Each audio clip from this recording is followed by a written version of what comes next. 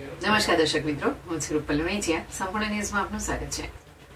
ડીસા તાલુકાની નવી ભીલડી ગ્રામ પંચાયતે બાકી વેરાની વસૂલાત માટે કડક વલણ અપનાવ્યું છે. પંચાયતે તમામ મિલકત ધારકોને જાહેર સૂચના આપી છે કે નાણાકીય વર્ષ 2025-26 સુધીનો ગ્રામ પંચાયત વેરો, હાઉસ ટેક્સ, મિલકત વેરો બાકી છે. ગુજરાત પંચાયત અધિનિયમ 1993ની જોગવાઈઓ અને સંબંધિત નિયમો મુજબ પંચાયતને બાકી વેરાની વસૂલાત કરવાનો અધિકાર છે. બાકીદાર મિલકતધારોને નોટિસ પ્રસિદ્ધ થયાના 15 દિવસની અંદર ગ્રામ પંચાયત કચેરીમાં પોતાની બાકી રકમ ભરપાઈ કરી રસીદ મેળવી લેવા જણાવાયું છે. નિર્ધારિત સમય મર્યાદામાં વેરો ભરપાઈ ન કરનાર મિલકતધારકો સામે કાયદેસરની કાર્યવાહી હાથ ધરવામાં આવશે.